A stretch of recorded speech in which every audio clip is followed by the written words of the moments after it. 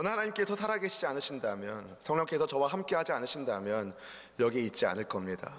우리 하나님 살아계신 분이시고 성령께서 저를 인도하시기에 제가 이곳에 있는 것이고 여러분도 마찬가지입니다. 지금으로부터 16년 전에 저는 성령 하나님께서 제 몸을 뒤에서부터 감싸주시는 은혜의 체험을 했어요. 이미 그 이전에 이미 살아계신 하나님을 시편 8편의 찬양을 통해서 확실히 믿었고, 제게 사랑으로 다가오신 구주 예수님을 제 삶에 진지하게 제 삶의 구주로, 나의 하나님으로, 나의 구주로 영접했었고, 또 성령님의 임재 속에서 방언도 했지만, 성령께서 제 몸을 감싸주시며 임재하시는 강렬한 체험은 목회자의 길을 준비하고 있었던 제게 아주 큰 하나님의 선물 같은 사건이었습니다. 당시 저는 한 대학생 선교단체에서 수련하던 중이었어요. 나름 훈련된 리더였고 수련의 경험도 많이 있었지만 뭔가 제 안에 역부족이라는 생각을 하던 때였습니다. 조장으로 조원들을 섬기고 있었지만 조원들의 마음밭이 굉장히 차갑게 느껴지던 때였어요. 말씀 묵상도 하고 기도도 하고 성경 공부도 하고 성경 강해도 들었지만 조원들의 마음과 제 마음에도 뭔지 모를 답답한 장애물이 있는 것 같은 그런 것들을 느끼고 있었습니다. 안 되겠다 싶어서 같이 조장으로 섬기던 후배들, 동료들에게 기도를 부탁하고 조원들 한 사람 한 사람들을 기도하며 찾아가서 만나고 신앙 상담을 했습니다. 그렇게 해서 조금씩 분위기가 좋아지고 있었어요. 그러다 어느 날 저녁 말씀 강해가 끝나고 개인 기도하는 시간에 하나님이 제게 그런 질문을 하시는 것 같았습니다.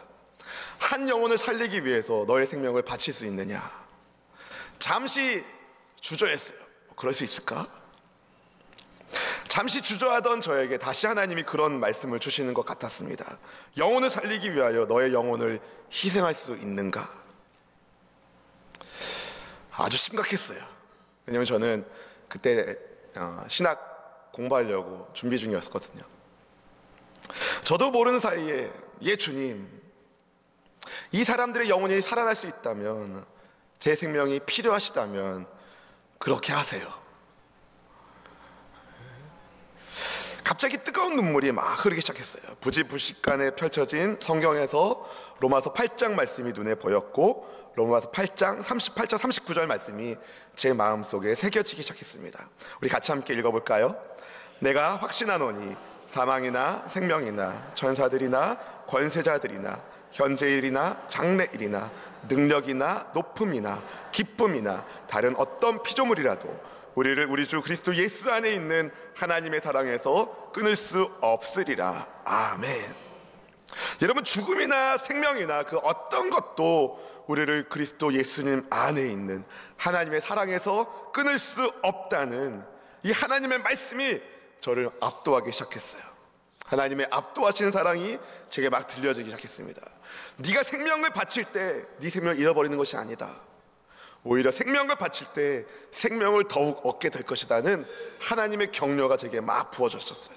그때 성령께서 저를 뒤에서 안아주시며 제게 이런 음성을 들려주셨습니다. 영혼을 위하여 생명을 바치는 것, 그것이 하나님이 기뻐하시는 목회다. 지금도 그 마음으로 사역하고 있습니다. 여러분, 저는 그 이전에, 이 사건 이전에 이미 예수님을 믿는 사람이었어요. 예수님을 주로 고백한 사람이었습니다. 고린도전서 12장 3절의 하반절 말씀, 또 성령으로 아니고는 누구든지 예수를 주시라 할 수 없느니라, 이 말씀에 따르면 예수님을 주로 고백한 저는 이미 성령님의 인도하심을 받던 사람이었습니다. 그런데 신학을 공부하기 위해 준비할 중이던 저에게 하나님의 특별 레슨, 수업을 받게 하신 것입니다. 사랑하는 성도 여러분, 성령 하나님은요, 예수님을 믿는 모든 사람과 함께 하십니다. 어떤 특별한 사람에게만, 진짜 특별한 사람에게만 임하는 분이 아니십니다. 성령 하나님을 사모하고 그분을 인정하고 그분의 뜻에 순종하려는 사람에게 성령님은 임하셔서 하나님의 뜻을 이루십니다. 주님의 뜻이 하늘에서 이루어진 것처럼 이 땅에서도 이루어지기 위하여 성령님이 우리 가운데 함께하고 계십니다. 우리가 기도할 때도 성령님이 우리를 위하여 친히 하나님 아버지께 간구하시지 않습니까? 성령 하나님께서 이곳에 계신 모든 분들에게 충만하게 임재하시기를 주님의 이름으로 축원합니다. 축원합니다. 브리스길라와 아굴라로부터 하나님의 도를 잘 배운 아볼로가 고린도에 있을 때에 바울은 제3차 전도 여행 중이었습니다. 에베소는 바울이 하나님의 뜻이면 다시 돌아오게 될 것이라고 말했던 바로 그 도시였어요. 오늘날 터키 서부에 해당하는 소아시아 지역의 항구 도시인 이 에베소는요, 이 육로와 해로가 발달한 도시였어요. 교통이 발달하면 경제와 무역이 활발해집니다. 그리고 관광 산업이 굉장했어요. 어떤 관광 사업이냐면 우상 관광 사업. 이 에베소에는요, 큰 여신 아데미 신전이 있었습니다. 로마 라틴어로 이야기하면 디아나 여신이라고도 말할 수 있는데, 이 신전은 고대 세계 7대 불가 사이에 속할 정도로 그 규모가 어마했어요. 그래서 사람들이 구경 왔어요. 그게 돈이 됐죠. 아데미 신전 때문에 돈 버는 사람들이 많았어요. 관광객이 몰려왔고 각종 우상 물품이 잘 팔렸거든요. 지금도 에베소 지역에 다녀오신 분들이 그 우상을 파는 것을 보곤 합니다. 이 에베소에 간 바울이 그런데 어떤 제자들을 만났어요. 바울은 그들의 신앙 속에 뭔가 문제가 있다는 것을 발견하게 됩니다. 그래서 아주 중요한 질문을 던집니다. 너희가 믿을 때에 성령을 받았느냐? 본문의 2절 말씀을 같이 함께 읽어볼까요? 2절입니다. 이르되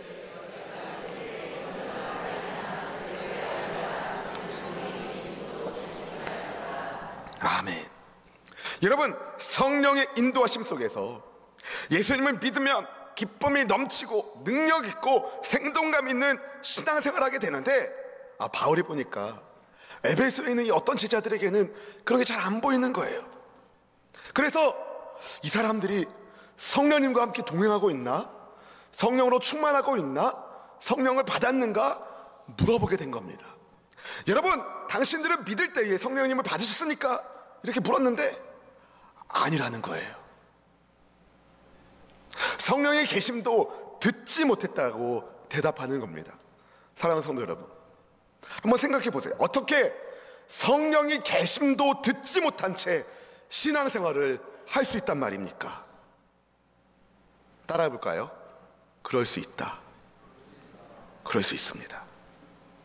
관성에 의하여, 습관에 의하여 신앙생활을 종교 문화생활하듯 그렇게 할 수 있습니다. 성령의 계심도 알지 못하고 성령님이 함께하고 있다는 것도 모르고 그렇게 그냥 예배당을 왔다 갔다 할 수 있다는 거예요.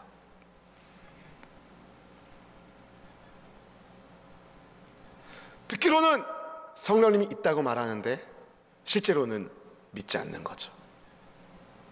말로는 성령께서 여러분과 함께 하십니다라고 축복하기도 하지만 내심으로는 그런 일이 있겠어? 라는 무의식 속에 그런 마음이 있을 수 있다는 겁니다. 그런 신앙생활은요, 그런데 다분히 형식적이고 자기 중심적입니다.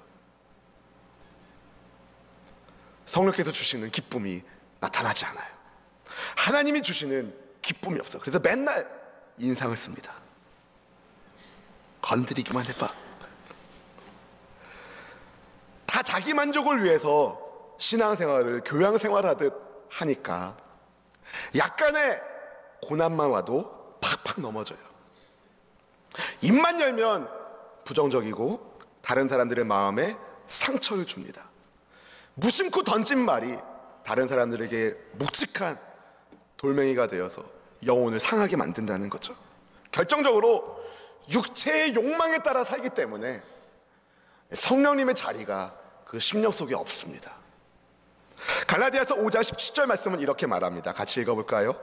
육체의 소욕은 성령을 거스리고 성령은 육체를 거스리나니 이 둘이 서로 대적함으로 너희가 원하는 것을 하지 못하게 하려 함이니라. 아멘. 여러분, 이 말씀에 따르면요, 육체의 소욕으로 가득 차 있으면 성령님이 역사하지 않으셔요. 오늘 주님께서 여러분에게 너희가 믿을 때에 성령을 받았느냐라고 질문하신다면 기쁜 마음으로 아멘! 예수님, 제가 성령님의 인도 따라 기쁘게 신앙생활을 하고 있습니다. 이렇게 기쁘게 대답할 수 있는 은혜가 여러분 모두에게 있기를 주의 이름으로 축원합니다. 축원합니다. 바울이 그러면 도대체 무슨 침례를 받았느냐고 그들에게 묻습니다. 그랬더니 이 사람들이 요한의 침례만 받았다라고 대답합니다. 본문 3절 말씀 같이 읽어볼까요? 바울이 이르되 그러면 너희가 무슨 침례를 받았느냐? 대답하되 요한의 침례니라. 여러분, 지난 주일에 사도행전 18장 말씀을 나누면서 저는 이 아볼로 이야기를 나누면서 요한의 침례가 죄를 인식하고 회개하는 회개의 물침례라고 말씀을 드렸어요. 사도행전의 기록자인 누가가 요한의 침례와 예수님의 침례가 어떻게 다른지 누가복음 3장 16절 말씀에 기록해 놓은 것도 지난주에 읽어봤는데 오늘도 다시 한번 읽어보겠습니다. 읽어볼까요? 요한이 모든 사람에게 대답하여 이르되 나는 물로 너희에게 침례를 베풀거니와 나보다 능력이 많으신 이가 오시나니 나는 그의 신발끈을 풀기도 감당하지 못하겠노라. 그는 성령과 불로 너희에게 침례를 베푸실 것이요. 아멘. 여러분, 요한의 침례와 예수님의 침례는 감히 비교할 수 없습니다. 요한의 침례가 그림자라면 예수님의 침례는 실체거든요. 침례 요한 스스로가 자기 입으로 말했어요. 나는 예수님의 신발끈을 풀기도 감당할 수가 없습니다. 내 뒤에 오시는 분이 진짜 나는 여러분에게 물로 침례를 주지만 내 뒤에 오시는 예수님은 성령과 불로 침례를 베푸실 것입니다. 이렇게 침례 요한이 말했거든요. 근데 많은 사람들이 요한의 침례에만 머물고 있었던 것이죠. 아볼로가 그랬던 것처럼 에베소의 이 사람들도 그런 것입니다. 일찍이 에베소에서 아볼로가 일찍이 주의 도를 배워서 열심으로 예수에 관한 것을 전했지만 요한의 침례만 알았던 것처럼 에베소의 이 제자들도 아볼로와 똑같은 문제점을 가지고 있었어요. 그런 거 보면 에베소에는 이런 사람들이 좀 있었던 것 같아요. 요한의 침례만 알고 정작 예수님과 함께하는 예수님의 사람으로 사는 삶을 모르는 사람들, 예수님에 대해서는 많이 알고 있어도 정작 예수님을 인격적으로 만난 예수님과 함께하는 임마누엘의 삶을 누리지 못하는 사람들이 있었던 것 같습니다. 그들은 요한보다 능력이 많으신 예수님이 누구인지 잘 몰랐고 그분이 베푸시는 성령과 불의 침례를 사모하지도 않았어요. 그래서 바울은 이 사람들이 가지고 있는 신앙의 문제점을 깨닫고 그들에게 말하기를 요한이 회개 침례를 베풀면서 믿으라고 전한 분이 바로 예수님이시다 라고 가르칩니다. 본문의 4절 말씀을 함께 읽어볼까요? 4절입니다. 바울이 이르되 요한이 회개 침례를 베풀며 백성에게 말하되 내 뒤에 오시는 이를 믿으라 하였으니 이는 곧 예수라 하거늘. 아멘. 이 말씀을 들은 사람들이 예수님의 이름으로 침례를 받았어요. 바울이 그들에게 안수합니다. 그랬더니 성령님이 가시적으로 임재하시기 시작하셨습니다. 본문의 6절 말씀을 함께 읽어봅니다. 6절입니다. 바울이 그들에게 안수하매 성령이 그들에게 임하심으로 방언도 하고 예언도 하니. 아멘. 모두 12사람쯤 되는 에베소의 어떤 제자들이 한 사람도 빠짐없이 성령님이 임하시니까 방언도 하고 예언도 합니다. 여러분, 무엇을 말했을까요? 에베소에서 성령이 계심을 알지도 못했던 이 사람들이 성령님을 받은 다음에 방언도 하고 예언도 했는데 이 사람들의 입에서 무슨 말씀이 나왔을까요? 네, 하나님의 큰 일을 말했을 것입니다. 사도행전 2장에 보면은 오순절날 성령 받은 제자들이 하나님의 큰 일을 말했거든요. 사도행전 2장 11절 하반절 말씀 우리 자막 보고 같이 한번 읽어볼까요? 우리가 다 우리의 각 언어로 하나님의 큰 일을 말함을 듣는도다 하고. 아멘. 여러분, 성령 받은 제자들이 방언으로 예언하며 말하는 것이 다 하나님 나라의 큰 일이었습니다. 하나님의 큰 일이었어요. 여러분, 하나님의 큰 일이 뭡니까? 따라해볼까요? 나를 구원하신 거, 나를 하나님 자녀 되게 하신 거, 이것보다 큰 일이 어디 있겠습니까? 나 같은 죄인을 하나님의 자녀 삼기 위하여 행하신 예수님의 구원 사건이 하나님의 큰 일입니다.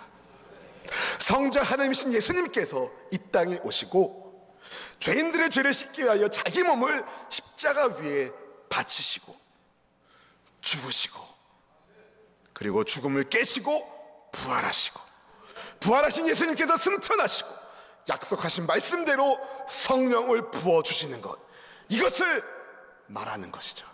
에베소 말씀에 보면 술 취하지 말라, 이는 방탕한 것이 오직 성령의 충만을 받으라 라고 말씀하고 있어요. 성령 충만해지는 것은요, 옵션이 아닙니다. 이건 맨더터리, 필수입니다. 술 취한 사람은 술 취한 걸 알아요. 다 알아요. 술 취한 사람이 옆에 딱 앉으면 술 취한 냄새가 나요.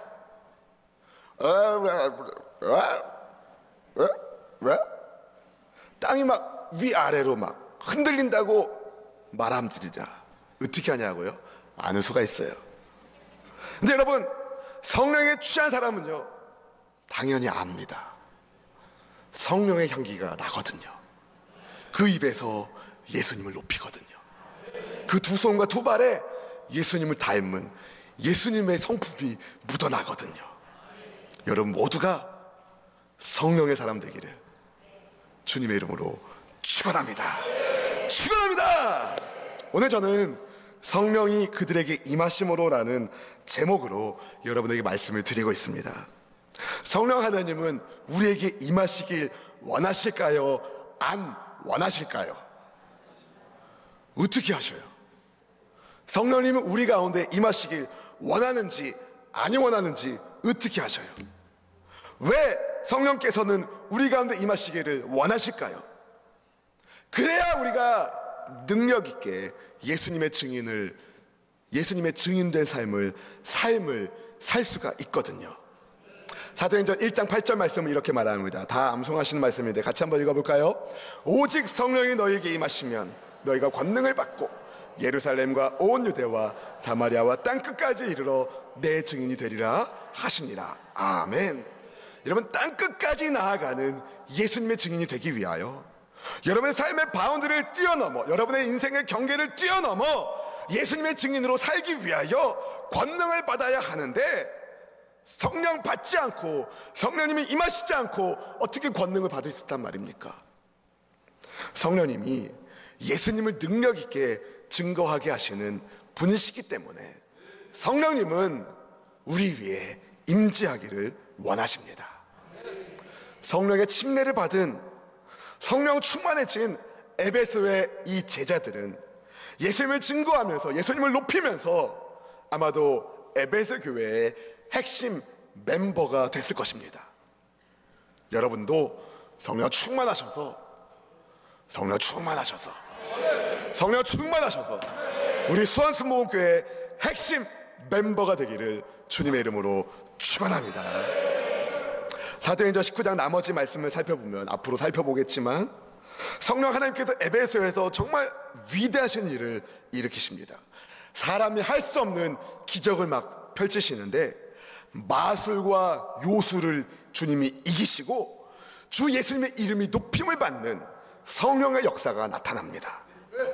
근데 사랑하는 성도 여러분, 시간이 지나면서 에베소 교회는 안타깝게도 성령 충만함을 점점 잃어버리게 됩니다. 요한계시록 2장에 보면은요, 예수님께서 에베소 교회 성도들이 어떻게 신앙생활하는지 이렇게 말씀하십니다. 계시록 2장 2절 3절 말씀을 함께 읽어볼까요?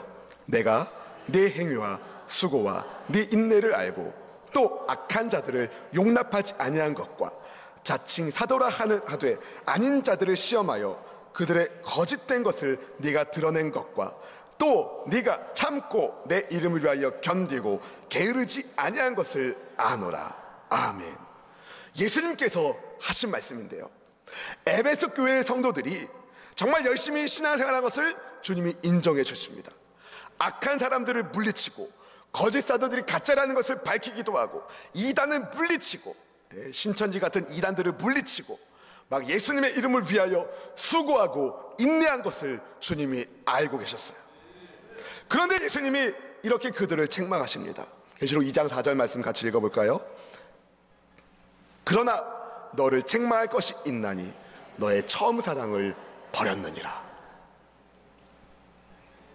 성령께서 강력하게 역사하신 에베소 교회의 성도들이었는데, 성령 충만해서 예수님만 높이며 예수님만 사랑하던 사람들이었는데, 어느 틈엔가 에베소 교회가 첫사랑을 잃어버린 교회가 돼버린 거예요.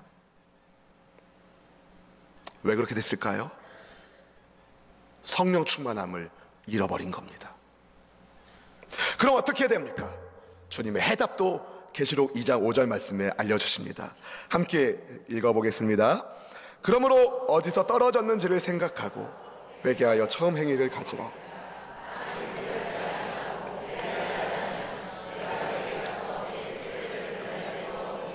아멘. 예수님께서 말씀하십니다.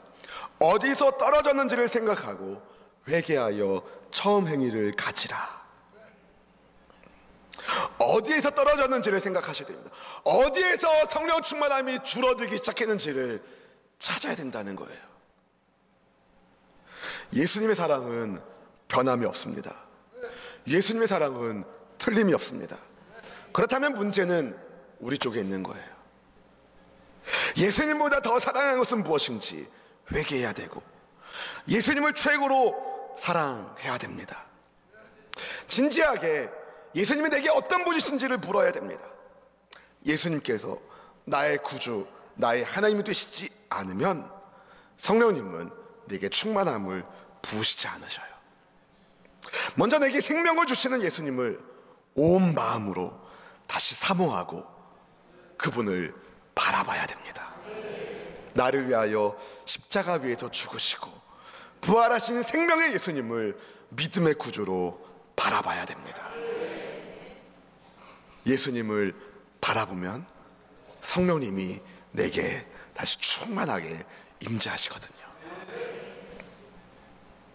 예수님이 나의 구주, 나의 하나님 되시기 때문에 믿음의 형제자매들과도 예수님 안에서 믿음의 말을 나누고, 내가 누려야 할, 내가 지켜야 할 권리와 의무가 있지만 혹시라도 내가 세워놓은 기준이 다른 사람들에게 시험이 된다면 그 기준을 내려놓고 하나님의 뜻을 구하게 됩니다.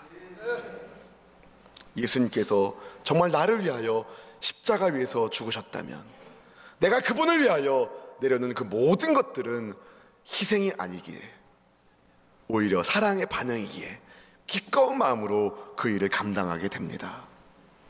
사랑하는 성도 여러분, 성령 충만함을 회복하십시오. 혹시라도 여러분 삶 가운데 어디에서부터 떨어졌는지를 찾지도 못하고 잘 깨닫지도 못하신다면 다시 처음으로 돌아가셔서 예수님이 나의 인생의 구주이십니다. 난 예수님이 필요합니다. 예수님 떠나서는 나는 아무것도 할 수 없습니다. 주님 제게 충만하게 임하여 주옵소서. 그렇게 구하십시오. 그리고 성령님의 뜻에 순종하지 못하게 만드는 육체의 욕망을 버리십시오. 아까 우리 갈라디아 말씀을 읽었잖아요.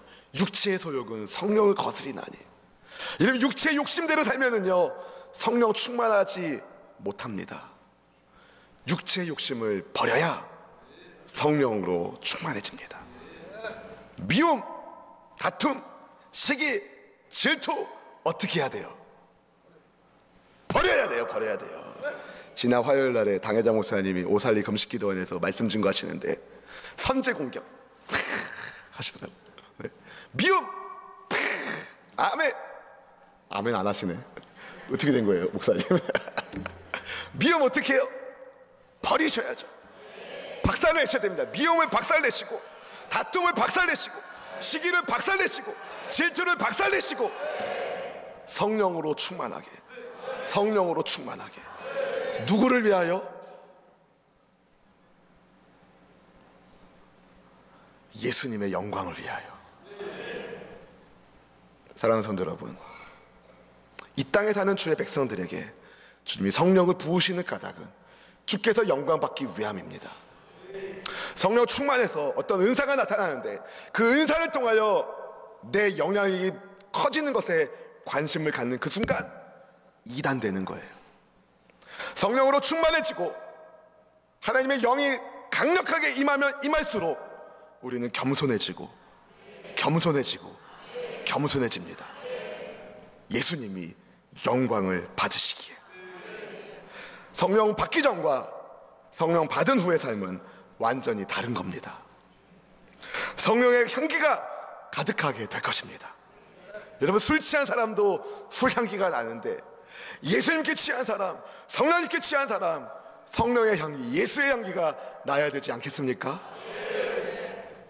성령의 향기가 가득해지고 예수님의 사람으로 굳건하게 되는 그 사람의 입에서 담대히 하나님의 말씀이 증거되게 될 것입니다.